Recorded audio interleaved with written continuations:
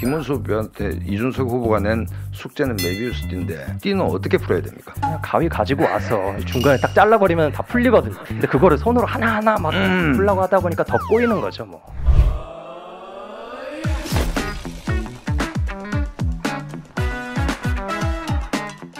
예, 안녕하십니까. 부산일보 대선 유튜브 조사분다의 박상원입니다. 오늘 이 방송 시간 기준으로 딱 일주일 남았습니다. 1, 2, 3위 변화가 지금 출렁출렁하고 있는데 오늘 우리 프로그램에서도 이 지금 대선이 도대체 어떻게 가고 있는지 남은 일주일의 변수는 또 무엇일지 잘게 나눠서 꼭꼭 여러분들과 함께 씹어보도록 하겠습니다. 오늘도 부산일보 정치부의 최고의 꽃미남 에이스 기자 나홍기 기자 함께합니다. 안녕하세요. 안녕하십니까. 네. 부산일보 나홍기 기자입니다. 아니 지난번 방송 나가고 나 기자님 너무 잘생겼다는 전화를 제가 아주 많이 받았습니다. 저는 아무 반향이 없었어요. 자, 오늘 뭐 엄청난 샘플링의 여론조사가 있었다라고 얘기하는데 이 내용 먼저 한번 말씀을 해주시죠. 예. 제 26일 발표된 여론조사거든요. 26일. 네, 이번 조사는 이제 지역 신문 9개, 부산일보를 비롯해서 9개 지역 신문이 이제 뭉친 게 이제 한국지방신문협회라는 건데 이제 한국 9개 신문사가 합쳐진 신문협회. 예, 한국지방신문협회 의뢰로 이제 에이스 리서치가 지난 24일부터 25일 전국에 거주하는 유권자 3,028명, 3,000 샘플이 넘어요. 예, 3,028명을 대상으로 한 여론조사 결과가 좀 발표가 됐습니다. 통상 우리가 이제 조사기관에서 발표할 때 뭐 500 샘플, 좀 많으면 1000 샘플이죠. 네, 3,000 샘플이면 굉장히 돈을 많이 썼습니다. 네, 3,000명이면은 사실 표본이 많은 거죠. 그렇죠. 네. 그래서 어떻게 됐습니까? 요거 결과를 좀 보면은 이제 민주당 이재명 후보가 이제 46.5%, 46.5. 예, 그리고 김문수 후보가 40.4, 그리고 이준석 후보가 10.3, 그리고 뭐 잘 모르겠다, 없음 두 개를 합치면 2% 정도. 상당히 붙는 최근 조사인데 그러면 이게 거의 한 6%로 김문수 후보가 쫓아왔다. 예.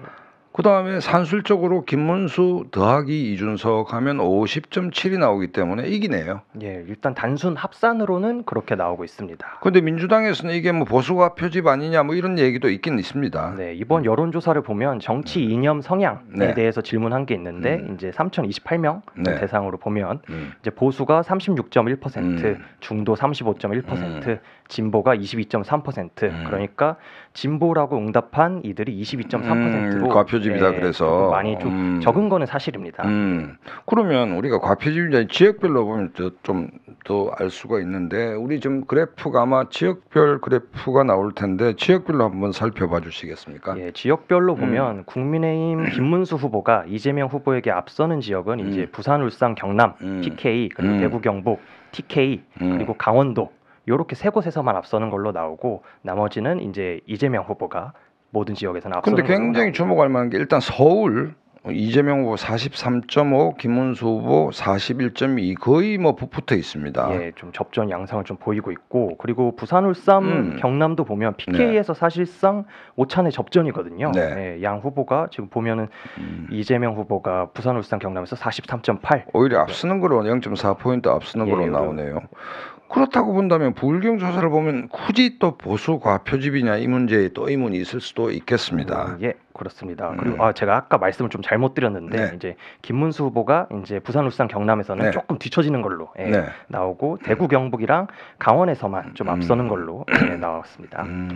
어쨌든 가장 우리가 처음 이제 방송할 때 541에서 531로 갔다가 다시 541로 갑니다인데 그러면 이 541에서 약간의 여러 가지 조사를 보면 움직임은 있다고 봐야 되죠. 지금 조금 어쨌든 출렁이는 모습은 좀 보이고 있는데 이제 541에서 이제 이재명 후보의 5가 조금 내려오고 김문수 후보랑 이준석 후보가 좀 살짝 치고 올라오는 형태는 맞는 것 같습니다. 어쨌든 전체적으로 그 이재명 후보가 50을 기준으로 조금 빠지는 추세고 김문수, 이준석 후보가 조금 상승하는 추세다.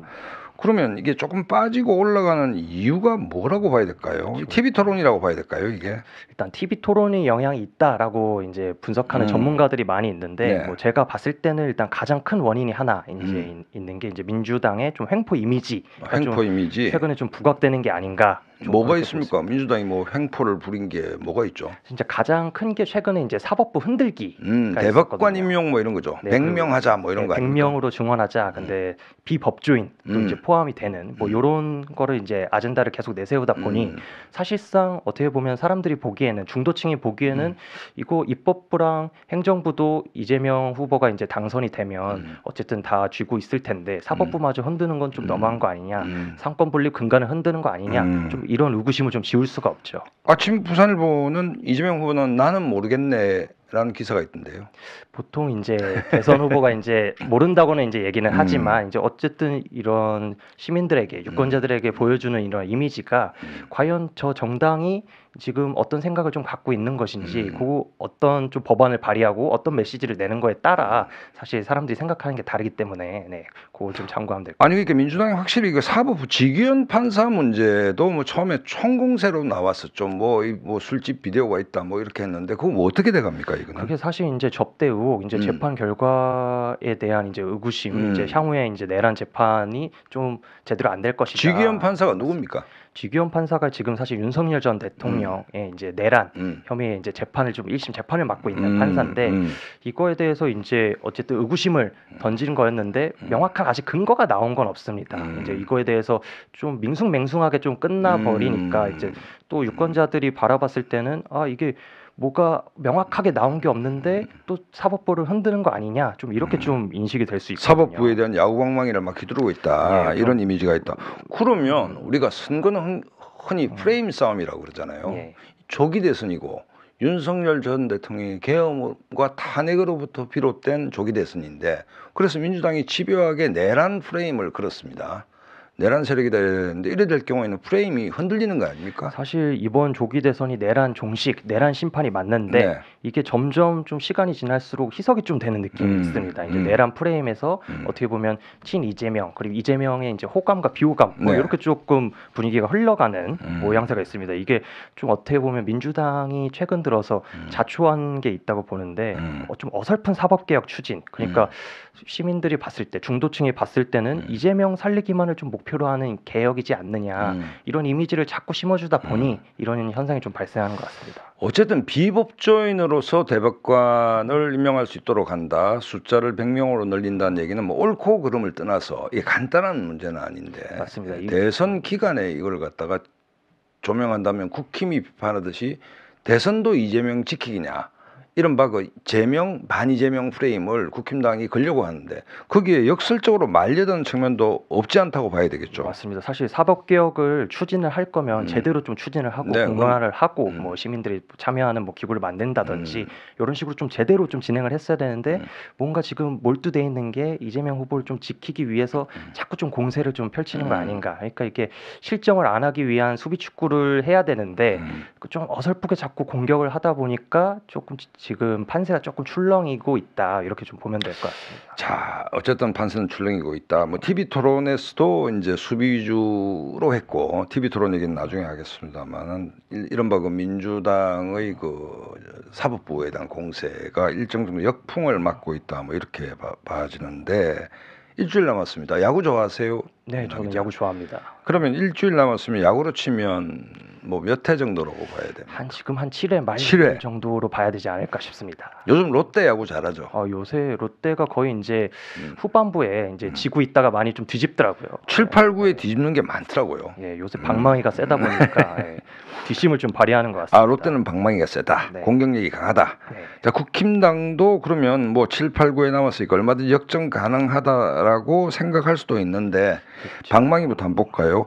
자, 그 방망이 중에 하나 한동훈 전 대표가 드디어 김문수 석자 파인 옷을 입고 유세에 나서서 이재명은 안 됩니다. 이제 비로소 한동훈 김문수는 원팀이 됐나요?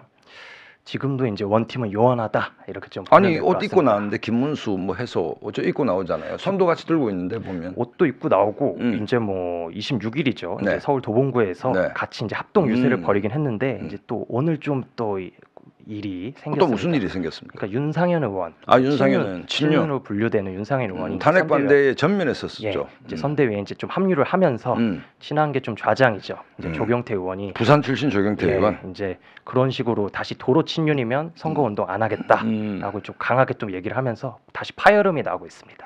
윤상현 의원이 좀 뒤에서 움직여도 될 텐데 굳이 전면에 나설 필요는 없는데 사실 이렇게 전면으로 나서면서 다시 원팀으로 되는 모양새로 가다가 다시 또 깨지는 그런 흐름으로 좀 뭔가 미세한 균열이 있다. 지금 이제 7, 8, 9에 역전을 하려면 클럽하우스에서 모든 선수들이 똘똘 뭉쳐야 역전이 가능하겠죠. 그렇죠. 뭉쳤다가 또 그 윤상현 의원 때문에 조경태 의원이 반발하는 모양새 시끌시끌합니다.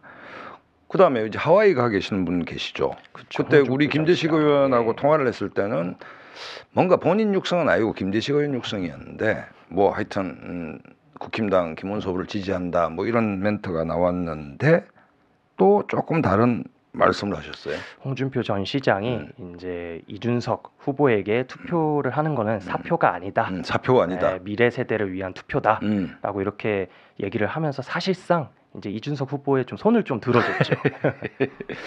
야, 이거 참 예를 들어서 지금 사실 조금 이따 얘기하겠지만 단일화에서 국힘당과 개혁신당이 치열한 수싸움이 있습니다. 국힘당 입장에서는 이준석 찍으면 이재명 됩니다. 사표 프레임을 걸고 있죠. 네. 이준석 후보는 진정한 단일 후보를 내가 돼야 이재명을 이길 수 있다. 뭐 이런 건데 어쨌든 이 미묘한 국면에서 또 홍 시장이 등판을 했네요. 맞습니다. 근데 등판을 했는데 어쨌든 지금 이준석 후보 손을 들어주면서 사실상 일단 국민의힘 경선에 참여했던 후보들 중에서는 안철수 후보를 제외하고는 사실상 지금 원팀이 되지는 않는다. 그러니까 이제 한동훈 전 대표도 김문수 옷을 입고 유세를 하긴 하는데 윤상현 의원이 선대위 합류 때문에 삐그덕거렸고 네. 그다음에 단일화를 해야 되는데 홍준표 전 시장도 이준석 찍으면 사표가 아닙니다. 미래를 위한 투자입니다. 참 적절할 때 그러니까 언론에 올라타는 능력은 참 탁월하신 맞습니다. 것 같아요. 우리 홍준표 대표도. 자, 말 나온 김에 단일화 제가 이현철 기자하고 내기를 했어요. 이현철 기자는 단일화가 된다에 소고기의 소맥. 단일화 된다에 걸었나요? 안 된다에 참. 저는 그러니까 된다 뭐 그러는데 우리 나 기자도 이 게임에 동참을 하세요. 어느 편에 들 겁니까? 저는 단일화 안 된다. 안 된다. 그럼 단일화 안 되면 우리 이현철 기자가 이른바 독박을 쓰게 되는데 어쨌든 요 뒤에 돼지국밥집에 있으니까 가는 걸로 하고 자 단일화가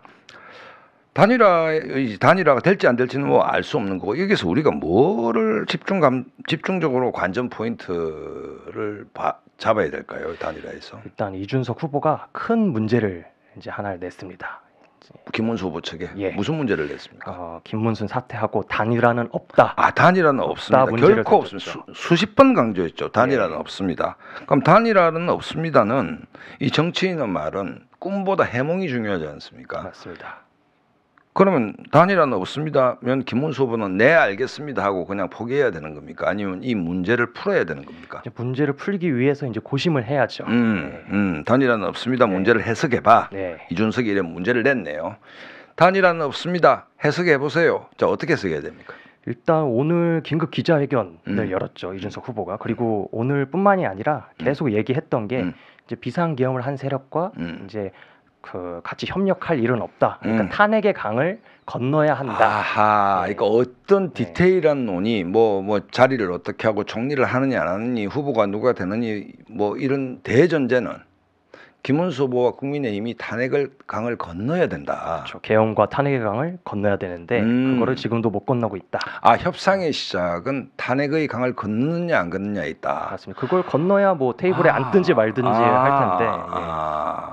그러면 우리 김문수 후보 측에서는 우리 나 기자의 얘기 이 솔루션 이준석이 낸 문제는 단일화는 없습니다를 풀어보세요인데 우선 이 복잡한 수학 문제를 풀기에는 나 기자가 생각할 때 그대가 탄핵의 강을 건너오면 협상 테이블이 있을 것이다. 뭐 이 얘기입니까? 그렇죠. 좀 그렇게 봐야 되는 게 사실 뭐를 봐야 되냐면 이준석 후보의 지지층을 좀 봐야 되거든요. 그러니까 이 후보의 지지층을 보면 수도권 2030 남성들이 이제 주 핵심 지지 기반인데 사실상 각종 여론조사에서 보듯 젊은 층은 어쨌든 비상계엄, 이제 탄핵에 대해서 이제 찬성을 하고 비상계엄이 되게 잘못됐다 이런 인식들을 갖고 있는데 어쨌든 이준석 후보 입장에서는 이 핵심 지지 기반을 갖고 가야 되는데 여기서 탄핵의 강을 건너지도 않은 당과 됐든 단일화를 한다? 그럼 나중에 이제 본인이 계속 정치를 했을 때 지지 기반을 또 잃어버릴 수 있는 거죠. 결국 그러니까 이준석 후보의 수학 문제의 핵심은 단일화를 하더라도 내 지지층과 국민의힘 전통적 지지층이 결합돼서 1 더하기 1이 2 플러스 3이 되는 소위 이른바 시너지를 내야 되는데 이 문제가 정리되지 않으면 뭐 이렇게 공학적 단일화 핸들 이길 수 있겠느냐 이런 문제 제기로 이제 봐야 될 것 같은데 실익이 없죠. 실익이 없다. 네. 정치적으로 명분도 실익이 없다. 네, 명분도 실익도 다 없는 상황에서 단일화를 할 필요는 없다. 굳이. 그러면 이 강을 김문수 후보가 건널 수 있다고 보십니까? 어떻게 보십니까? 제가 볼 때는 지금은 강을 건널 수가 없는 상황으로 보이는데 그게 김문수 후보의 또 지지층은 어떻게 보면 코어 지지층은 되게 좀 강성 우파들이거든요. 그렇죠. 그러니까 지금의 대선 후보까지 만들어줬던 게 강성 우파들이기 때문에 이들과 좀 절연하지 못하고 있으니 어떻게 보면은 김문수 후보가 탄핵의 강을 건너기는 쉽지 않을 것 같다. 야, 우리 옛날 그 수학에 보면 메비우스 이띠라는 게 있죠. 그거 굉장히 꼬여 있지 않습니까? 맞습니다. 김문수 후보한테 이준석 후보가 낸 숙제는 메비우스 띠인데 우리 나 기자는 젊고 총명하신 분이기 때문에 이 띠는 어떻게 풀어야 됩니까? 그냥 가위 가지고 와서 중간에 딱 잘라버리면 다 풀리거든요. 아 그래요? 네. 근데 그거를 손으로 하나하나 막 풀려고 하다 보니까 더 꼬이는 거죠, 뭐. 야, 우리 김원수 후보는 지금 나온기 기자 얘기를 들으셔야 됩니다. 메비우스 띠는 풀려고 하지 말고 잘라버려야 담대하게 끊으라. 그러려고 담대하게 좀 끊어주세요 하면서 굉장히 젊은 김용태 비대위원장을 안 쳤죠. 네. 악역 좀 맡아달라. 내 숙제 중에 이 부분을 해결해달라 해서 이준석보다 더 젊은 국회의원을 비대위원장이면 지금 현재 당 최고 지도부입니다. 맞습니다. 이 가위 들고 왔습니까, 김용태 위원장? 김용태 위원장이 오늘 또 기자회견 한 게 네. 있죠. 이제 3자 대결에서 우리가 승리할 수 있다. 그 개혁신당의 뜻을 존중한다. 이러면서 사실상 단일화도 조금 포기를 한 모습이죠. 알을 많이 깝니다. 지금 아직 시간이 남았는데 아무래도 뭐 바보가 아닌다면 단일화 한 게 낫겠지 김문수 후보한테 단일화 안 하고 지금 이제 3자 대결을 얘기할 시점인지에 대해서 전 좀 의심이 가는데 어떻게 보세요? 어떻게 보면은 지금 김용태 위원장이 뭐 결단력 있게 뭘 한 게 없거든요. 그러니까 윤석열 전 대통령을 뭐 강제 출당시킨 것도 아니고 뭐 다른 뭐 그 이존 지도부랑 다른 행보를 좀 보이면서 적극적으로 뭔가를 드라이브 거는 것도 아니고 그러니까 예전에 그냥 그 친윤 지도부랑 좀 비슷하다 뭐 이런 인식을 자꾸 좀 주기 때문에 사실상 뭔가 큰 역할은 못 하고 있다 이렇게 좀 봐야 될 것 같습니다. 그 단순히 뭐 자연 연령이 젊다 해서 정치력이 나오는 것은 아니다. 패기가 있는 것도 아니다. 뭐 세대가 젊다고 나이가 해서, 든다 해서 지혜로운 것은 아니다. 네, 세대가 젊다고 해서 젊은 정치를 하는 것도 아니고 뭐 나이가 있다고 해서 젊은 정치를 못 하는 것도 아니고 그런 모습을 좀 보여주는 게 김용태 위원장이지 않나 김용태 싶습니다. 위원장에서 우리 그 나 기자가 날카롭게 이제 비판을 했는데 결국은 이 단일화 국면에서 칼자루를 이준석이 쥐고 있고 칼날을 김문수 후보가 쥐고 있다라고 흔히 얘기하는데 어쨌든 하든 안 하든 이 이준석 후보도 리스크가 많죠. 이준석 후보의 리스크만 한번 봅시다. 이 영정에서 이준석 후보가 안기고 있는 단일화가 되든 안 되든 되는 경우와 안 되는 경우에 이준석 후보의 리스크는 뭡니까?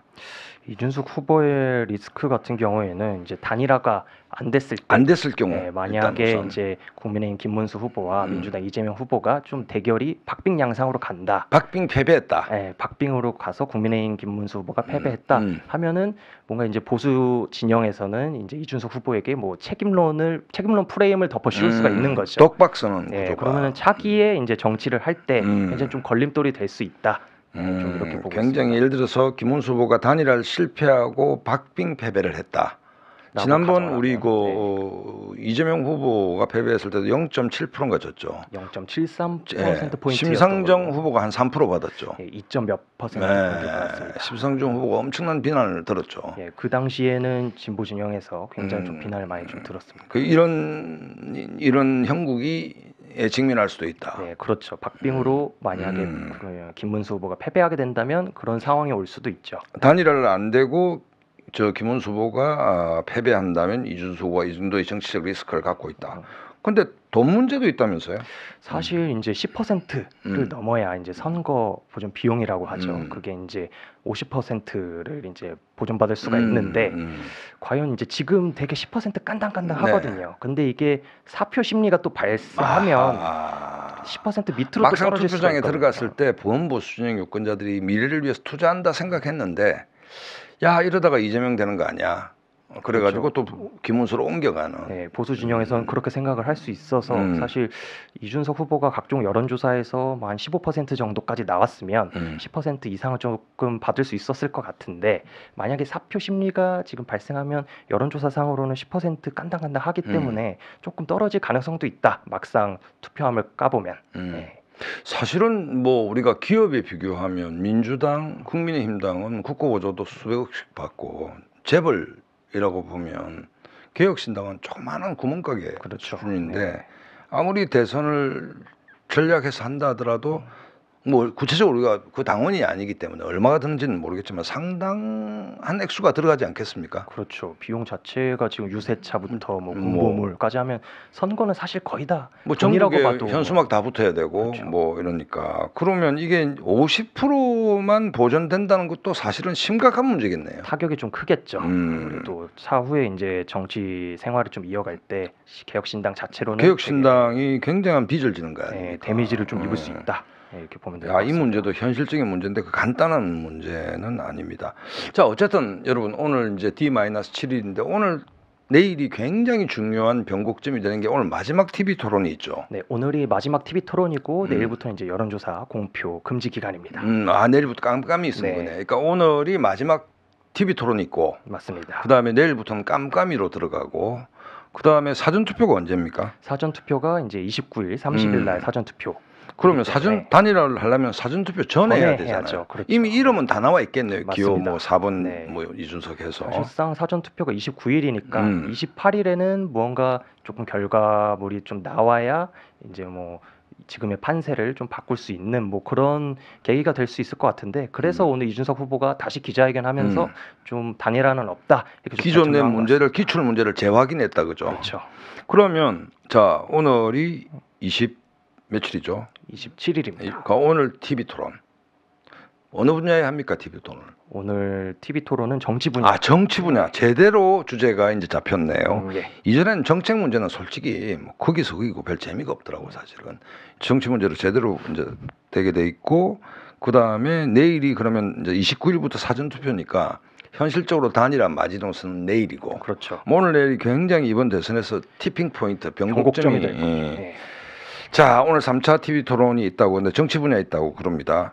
지금까지 나 기자가 젊은 우리 청년 기자로서 총평을 한번 해주시죠. 저는 뭐 이미 기성세대고 새로운 세대의 우리 이준석 후보 세대로서 이재명, 김문수, 이준석 이 세 사람의 TV 총평 두 차례 TV 토론 총평을 하신다면 우선 이재명 뭐 침대 축구 그때 얘기했는데 뭐 어떻게 보셨어요? 이번에 뭐 일단 총평을 하면 전반적으로 TV 토론이 재미가 없다. 그리고 정책도 화두도 시대 정신도 하나도 찾아볼 수가 없다. 정책도 화두도 시대 정신도 없다. 실달한 비판입니다. 네. 세부 이 토론 자체가 그랬다는 거죠. 토론 자체가 그랬고 이제 한 명 한 명 조금 얘기를 해보자면 이재명 후보 같은 경우에는 일단 이번에 제일 많이 나왔던 말이 나중에. 예, 그러니까 지금 나중에가 뭡니까? 뭘 하겠다 뭐 이런 것도 아니고 상대방이 뭔가를 물어보면 정책이나 이제 의제 좀 물어보면 나중에 하겠다. 제명이 됐네. 나중에 좀 설명을 하겠다. 원래 사이다 제명 아닙니까? 그렇죠. 근데 사실 이게 지금 아무래도 각종 여론조사에서 1위를 유지하고 있다 보니까 실점을 좀 최소화하기 위해서 가급적 논란이 되는 건 좀 피하려고 하는 전략으로 이제 나중에라는 얘기를 계속 하고 있는 것 같습니다. 너무 극단적인 수비형이었다. 맞습니다. 사실 축구도 이제 수비 축구를 하다가 일단 카운터 어택이 필요하잖아요. 이제 그렇죠. 역습이라는 게 필요한데 그거 역습조차도 지금 잘 보이지 않고 최소한 조금 미루려는 나중에라고 얘기하면서 원래 이재명 후보는 사이다 이재명 공격적인 스타일 아닙니까? 맞습니다. 본인이 그래서 큰 거잖아요. 근데 그렇죠. 네. 사이다 제명이 나중에 제명이 됐네요. 네, 일단은 어쨌든 계속 막판에 리스크 최소화를 하기 위해서 이런 전략을 좀 취하고 있는 것 같은데 그러다 보니까 아마 이번 3차 TV 토론에서도 다른 후보들의 이제 적극적인 공세가 좀 들어올 걸로 보입니다. 공세가 들어오면 뭐 어떻게 할 것 같아요? 이번 토론은 사이다 맛을 낼 것 같습니까? 나중에를 반복할 것 같습니까? 아무래도 실정 관리가 중요하기 때문에 나중에를 좀 반복하지 않을까. 그러니까 이전 토론이랑 똑같은 양상을 보일 것 같습니다. 그러니까 조금 실점을 하더라도 치명상만 입지 않겠다. 그렇죠. 치명상을 피하는 게 이제 관건이기 때문에 그래서 아무래도 이전 토론이랑 큰 차이는 없을 것 같다. 차이는 없다. 예, 이렇게 김문수 후보 토론 어떻게 보셨어요? 그러니까 이번에는 김문수 후보가 적극적으로 공세를 하긴 했습니다. 시작부터. 근데 뭐랄까요, 이제 당 차원의 준비가 이렇게 매끄럽진 않은 것 같다. 토론 준비가 뭔가 적극적으로 나서는 모양새도 없고 뭘 얘기하려는지 이제 뭐 메시지가 좀 명확한 것 같지도 않고 아무래도 그런 토론이 이번에도 좀 반복되지 않을까 싶습니다. 어쨌든 굉장히 좀 거치는 언어나 좀 이렇게 억양 자체가 세게 공격한 것 같은데 그 안에서 내용이 뭔가에 대해서는 조금 애매했다. 뭐 이렇게 내용이 보십니까? 뭐를 말하고자 하는지 메시지가 조금 불분명하지 않았나 싶습니다. 전체적으로 토론에 힘이 좀 들어가 있다. 예, 그렇죠. 이게 뭔가 나를 좀 세우고 이제 본인이 좀 추격하는 모양을 만들려면 날카로운 공격보다는 그런 게 좀 필요한데 그러지 좀 못했다. 좀 힘이 너무 잔뜩 들어가 있는 모양새였다. 아무래도 뭐 여러 전문가들이 얘기할 때 이준석 후보가 토론에서 가장 돋보였다고 봐야 되죠. 우리 기자님도 어쨌든 뭐 거의 비슷한 세대니까 어떻게 보셨어요, 이준석 후보? 이준석 후보는 일단 네거티브 공세를 강화를 했죠. 이게 어떻게 보면 그 TV 토론 전략인 것 같긴 하는데 가장 핵심이 이제 좀 라떼는을 좀 깨주는 라떼는 이제 뭐 라떼는이라는 게 이제 옛날에는 뭐 라떼는 말이야 이런 좀 기성세대를 좀 어떻게 기성세대가 아닌 새로운 세대 그러니까 이재명 김문수 후보 때 자네는 아직 어리잖아 라떼는 말이야 이걸 그거를 거듭 좀 강조를 하더라고요. 이제 그게 아무래도 시청자들 보기에도 유권자들이 보기에도 그게 어느 정도 좀 소구력이 좀 있다고 좀 판단을 해서 그런 전략으로 좀 가고 있는데 다만 이게 한계는 이제 세대 교체라는 어떤 이제 프레임 이걸로 가는 거는 좋은데 누구를 대변하느냐 그러니까 어떤 계층이나 이런 게 누구를 대변하느냐 좀 확장성을 가지려면 그런 게 조금 필요하다라고 좀 보입니다. 아무튼 저는 뭐 누구의 편도 아닙니다만 그 이제 갓 40인 이준석 대표가 국민들을 봤을 때 이제 기성세대가 봤을 때 뭐 신선한 측면이 있다. 그다음에 충분히 이 이재명 김문수의 대응이 되구나 뭐 이런 느낌을 가진 분들이 아마 많을 것 같아요. 맞습니다. 좀 젊은 세대도 할 수 있다 이런 이미지를 사실 이번 대선에서 계속 좀 주려고 하는 것 같습니다. 그런 것들이 아무래도 차후에 뭐 이제 다른 선거라든지 뭐 개혁신당이 좀 밀고 나갈 때 그런 것들이 좀 중요하지 않을까 싶습니다.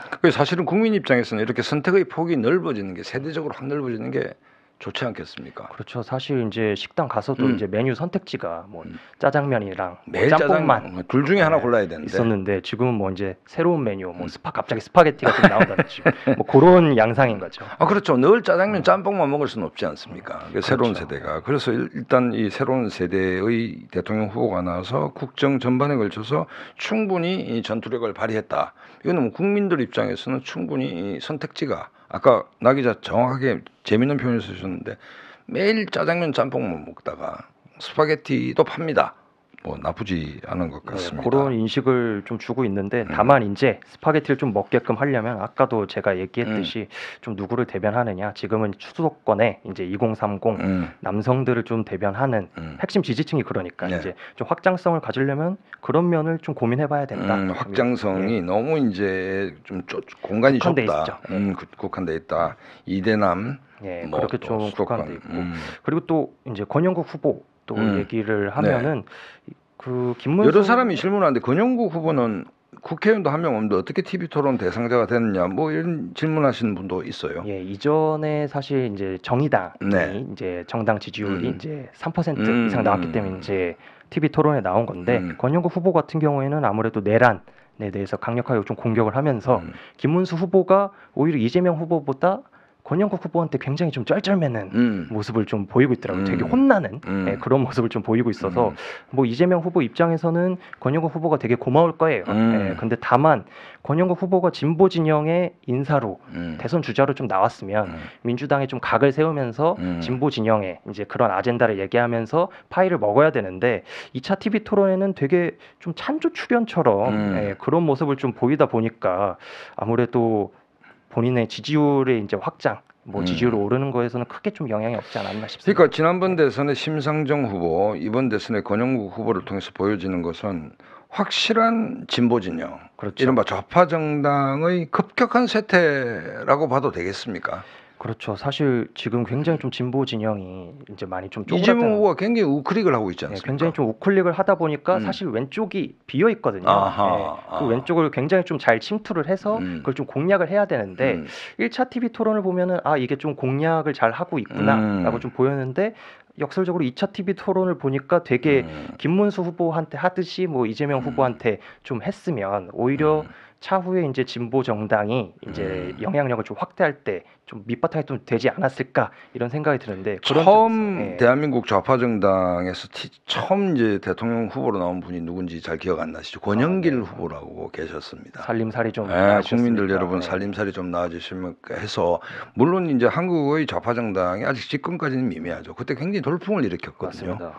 근데 격세지감이라고 한국의 좌파 정당이 굉장히 지금 소멸되는 분위기도 없지 않다. 이런 부분들이 지난번 대선, 이번 대선에서 좀 특징적인 것 같긴 합니다. 예, 이번 TV 토론에서는 좀 어떤 스탠스를 취할지 이것도 좀 눈여겨볼 부분입니다. 우선 한국의 좌파 정당은 이런 매력이 있습니다를 좀 적극적으로 어필해야 될 것 같아요. 지금 어떻게 보면 기회일 수가 있는 게 왼쪽이 아까도 얘기했듯이 그 왼쪽이 좀 비어 있는 상황이기 때문에 그쪽을 좀 잘 침투를 하면 그래도 좀 다시 자기 좀 영역을 좀 밑바탕이, 확보할 수 예, 있는 밑바탕이 되지 뭐 않을까 대선 때 싶습니다. 된다고 보기는 힘들지만 그래도 그렇죠. 정치적 공간을 좀 확보를 좀 해야죠. 아무래도 이번 해야 될 대선에서. 필요가 있는데. 네.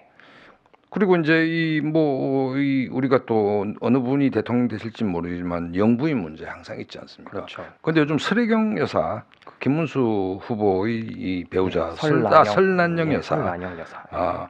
뭐 이렇게 뭐 이런저런 뉴스가 많습니다. 뭐 어떤 내용이 있죠? 지금 좀 공개적으로 이제 행보를 이제 많이 하고 있는데 아무래도 김혜경 여사에 비해서 김혜경 여사는 뭐 그때 법인카드 문제도 있고 좀 조용한 굉장한 오키를 유지하고 있죠. 그렇죠. 그의 반면에 이제 설난영 여사는 이제 되게 공격적으로 공세적으로. 예, 어제도 사실 저희 부산에 방문해 갖고 범어사를 좀 방문하기도 네네. 했고 그리고 최근에는 저기 SNL이죠. 코미디 프로그램에 좀 방문을 SNL 나갔어요. 예, SNL 출연을 해서 음. 거기서 이제 김혜경 씨 이재명 후보의 이제 부인이죠. 거기 이제 그 이름으로 삼행시를 지으면서 해경군 김씨 뭐 경을 칠 노릇 뭐 이러면서 적극적으로 조금 네거티브 공세에 좀 참여를 하고 있고요. 그리고 뭐 이 정도는 코미디 프로 나갔으니까 뭐 삼행시 그럴 수도 있겠다는 생각은 드네요. 근데 이게 그렇게 논란인가요?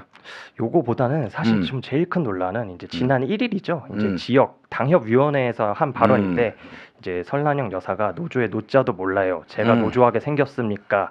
일반 사람들이 생각할 때 노조는 과격하고 세고 못생기고 저는 반대되는 사람이다. 예쁘고 문학적이고 부드럽고 이런 멘트를 하면서 논란이 됐습니다. 설난영 여사 노조 했잖아요. 그렇죠. 그 노조한 게 뭐 문제입니까? 전혀 문제가 없는데 예, 노조한 게 문제가 있다라는 식의 발언이 첫 번째고 그리고 두 번째는 외모 품평. 그렇죠. 그렇죠. 그 노조한 사람 뭐 못생기고 과격하고 세고 한 사람이 노조하고 이 말도 안 되는 굉장히 좀 시대착오적이네요. 이건 논란이 좀 될 수 있겠습니다. 이게 굉장히 논란이 되다 보니 어제 부산을 방문해서 이 멘트에 관련해서 사과를 했습니다. 사과를 또 했어요. 네. 지금 사실은 뭐 국민의힘이나 김문수 후보 입장에서는 원팀이 돼도 거의 반집개가 바둑인데 이렇게 시끌시끌해서는 갈 길은 먼데 땅거미집니다. 잘못하다가. 그렇죠. 사실 어떻게 보면 이게 공개적인 행보가 리스크를 관리할 종목이 하나가 더 는 거죠. 그렇죠. 예. 그러다 보니까 득보다는 실이 될 확률이 더 크다 이렇게 좀 보면 될 것 같습니다. 근데 이게 지난 역대 대선에서 보면 그 부인 문제에 대해서 한 번에 역전시킨 케이스가 있습니다. 노무현 대통령 그 권양수 여사 뭐 그 장인어른 전력 좌파 전력 문제가 나왔을 때 노무현 전 대통령이 한 번에 이 위기를 뒤집었죠. 그럼 이혼하란 말입니까? 해서 한 번 더 뒤집은 적이 있는데 어쨌든 이 내조는 우리 국민들이 봤을 때 좀 조용한 내조를 원하는 기류는 분명히 있는 것처럼 보이죠. 아무래도 김건희 여사가 굉장히 좀 시끌시끌했잖아요. 네, 어떻게 보면 윤석열 전 대통령보다 상황이다. 국민들이 굉장히 예민하죠. 네, 굉장히 지금 그 문제 관련해서 예민한데 이런 공개적인 행보가 도움이 될까? 좀 과연 저는 조금 의문입니다.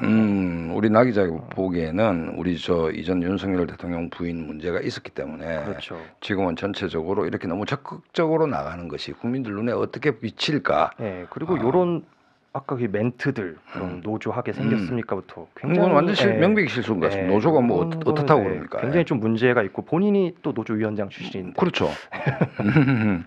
어쨌든 지금 여러분 오늘까지 하는데 일주일 남았습니다. 일주일 남았고 오늘 TV 토론이 있고 29, 30일 사전 투표가 되면서 이제 깜깜이 선거로 들어갑니다. 이제 우리도 방송을 하면서 여론조사를 예전에 했던 걸 얘기하는 건 상관없죠. 맞습니다. 네. 그렇지만 새로 조사를 나오는 하거나 조사는 알 네, 수가 그럴 수 없다. 없습니다. 자, 여러분들이 이제 여러분들의 소신과 철학을 가다듬어서 어느 후보를 찍어야 될지를 결정하실 시간이 점점 다가오고 있지 않냐라는 생각이 듭니다.